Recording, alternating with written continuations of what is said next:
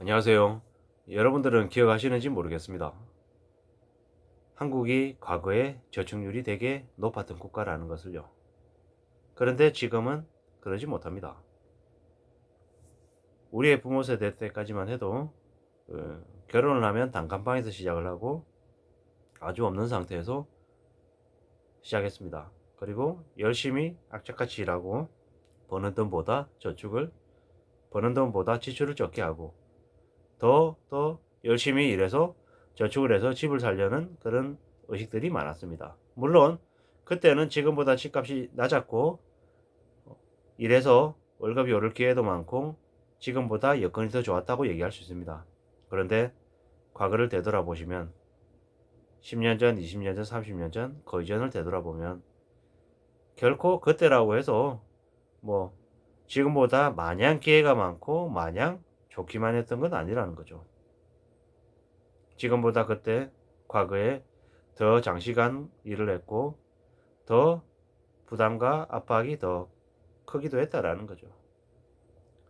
형태가 다를 뿐인 거지 과거나 지금이나 힘들고 어려웠던 건 마찬가지라는 얘기를 하고 싶습니다. 어느 쪽이 더 나았다 덜했다라는 얘기를 하려는 게 아니라요. 지금 제가 말씀드리고 싶은 부분은 과거에 비해서 지금 놓치고 있는 부분, 안타까운 부분들이 뭔지에 대한 얘기를 하고 싶은 겁니다. 과거에 비해 저축률이 떨어졌습니다. 그리고 빚을 내서 뭔가를 하는 것들이 더 늘어났습니다. 이 두 가지만 보더라도 과거에 비해서 지금 그리고 앞으로 경제적으로 우려스러운 부분이 더 많다라는 겁니다. 정부 부채가 1075조가 되고 기업 부채가 1000조, 가계 부채가 1900조, 자영업자들의 부채가 900조라고 합니다. 올해 3월 31일에 대출 만기가 되는데 그 대출 만기가 3월 말에 되는 것 관련해서 이재명 대통령 후보가 대출 만기 연장과 상한 유예가 필요하다고 또 얘기하고 있습니다. 또요. 2020년 4월부터 해서 2년 동안 끌어왔습니다. 또 유예하겠답니다. 또 연장하겠답니다. 도대체 계속 미루면 나중에 언제 한다는 겁니까? 안 해도 되는 겁니까? 사실상 문재인 정부 기간 동안 코로나 팬데믹 이후 2년 기간이란 기간 동안 얼마나 많은 정부의 빚을 늘렸습니까? 온갖 방만하고 무책임한 짓거리들을 한 게 한두 가지입니까? 근데 그걸 앞으로 또 하겠다라고 지금 긴급 재정명령으로 뭐 50조를 확보해서 뭐 채무를 매입해야 된다 뭐 이런 얘기를 하고 있습니다. 유예 조치를 연장해야 된다는데 정상입니까? 정상 아닙니다. 정상 아닙니다. 뭐 2년 동안 해왔던 거 앞으로 또 그러면 앞으로 5년 또 하겠다고요? 빚은 절대 없어지지 않습니다. 빚은 어떤 식으로든 갚아야 됩니다.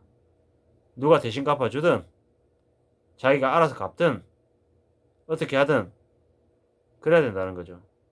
물론 자영업자들, 소상공인들의 그 채무를 어떤 식으로 기간을 조금 더 늘리든 뭐 이자를 어떻게 하든 뭐 대처 방안이 필요한 거지 미루는 게 능사가 아니라는 거죠. 그래야 해결할 거 아닙니까? 해결 안 하고 자꾸 미루기만 하면 숙제를 해야지 숙제 안 하고 자꾸 미루면 나중에 언제 한단 말입니까? 시간이 뭐 무한정? 아니죠. 정부 부채가 1075조가 된 건 누구 잘못입니까? 지금의 정부가 저 모양으로 해가지고 계속 빚을 늘려왔던 거잖아요. 가계부채는, 자영업자 부채는 그 전부 다 개개인의 욕심 때문에 뭐 그랬다라고 그냥 또 넘길 겁니까? 정부의 재정이 만능이 아님을 알아야 된다는 거죠. 이미 정부도 1075조 빚의 규모가 엄청나다라는 거죠. 그런데 또 빚내가지고 또 연장해주겠다. 어떻게 해주겠다. 라는 건 제대로 된 해결책이 아니라는 거죠. 절대로 오해하면 안 되는 게 자영업자들 죽으라고 그러면 벼랑 끝에서 밀으라는 얘기가 아니라 해결 방안을 내놔야 된다는 거죠. 미뤄야 된다가 아니라. 미루는 건 절대로 좋은 모습이 아니다라고 말씀드리고 싶은 거죠. 대출 만기 연장, 이자 총액이 1월 말 기준으로 139조랍니다. 누가 저걸 저렇게 미뤄가지고 경제 파탄 나는 핵폭탄을 만들어 놨습니까? 저렇게 만든 사람은 정말로 회초리를 들어서 1년 365일 때려야 된다고 생각합니다.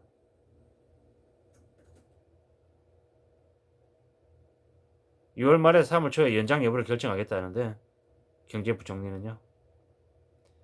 고승범 금융위원장은 (3월) 말을 종료로 원칙을 하되 모니터링 해가지고 종합 검토하겠다라고 하는데 지금 자꾸 이재명 대통령 후보하고 민주당에서 자꾸 분위기를 부추기고 있는 것 같습니다. 되게 좀 씁쓸하죠. 황당하죠. 어이가 없죠. 지금 한국이 그렇게 해도 될 상황이 아닌데. 일본이 겪었던 1991년도에 잃어버린 10년 시작하는 그 10년 동안보다 한국이 충격이 훨씬 더 클 거라고 합니다. 일각에서는 2배 이상 넘을 거라고 얘기도 하고요.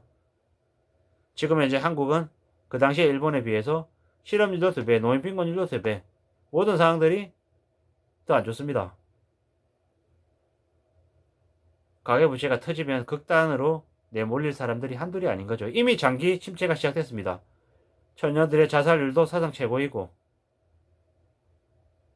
빈곤에 시달리는 사람들도 너무도 많죠. 부동산에 무리하게 들어가서 연끌해서 사실상 허덕이는 사람들이 너무 많다라는 거죠. 하청민으로 약대인 사람들이 한둘이 아니죠. 사실상 금융도에 600만 명이 이미 포획이 됐고 그들은 이미 빠져나올 수 없다고 합니다. 그냥 수십 년 동안 죽을 때까지 하청민으로 살아야 된다는 거죠. 지금 현재 한국 경제가 보이는 각종 지표는 일본의 1990년대 초와 비슷하다고 합니다. 아니 더 심각하다고 합니다.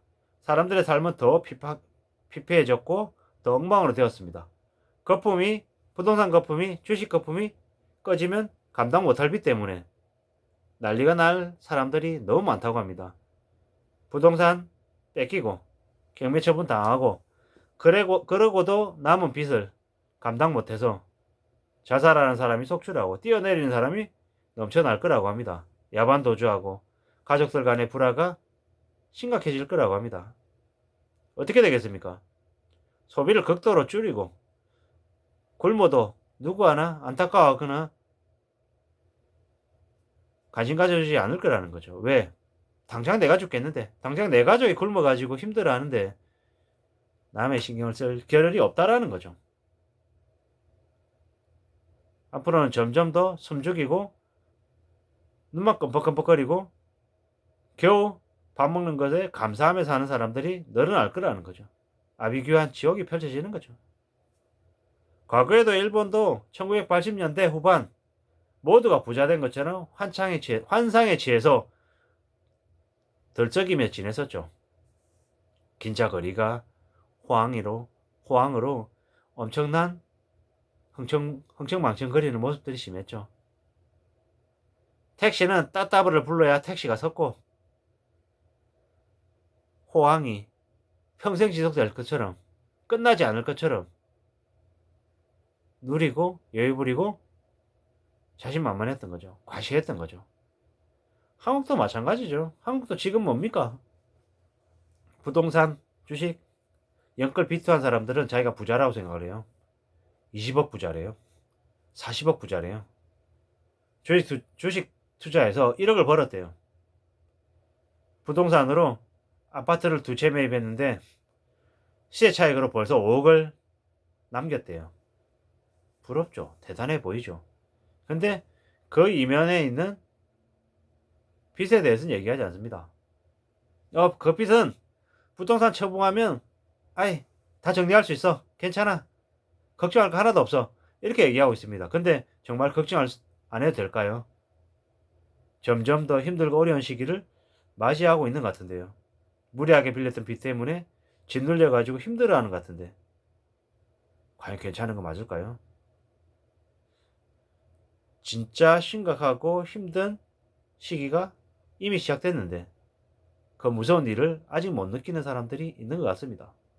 일본보다 한국의 거품 붕괴가 더 심각하고 더 클 거라는 걸 알고 대응해야 될 것 같습니다. 대처해야 될 것 같습니다. 그 대처하는 방법은 매번 말씀드리지만 뻔하고 당연한 얘기입니다. 소비보다 지출보다 소비를 줄여야 된다. 어떤 식으로든 절약하고 아껴서 남겨서 저축해야 된다. 자기가 하고 있는 일에 좀 더 집중해서 자신의 재능을 키우고 능력을 키워서 오래오래 할 수 있을 기틀을 마련해야 된다. 그밖에 없습니다. 되게 뻔하고 당연한 얘기가 우리가 살아가는 앞으로의 험악한 시기들을 대처할 해법이다. 라는 말씀을 한 번 더 드리겠습니다. 아무쪼록 오늘 하루를 잘 열어가시기를 간절히 바라겠습니다. 고맙습니다.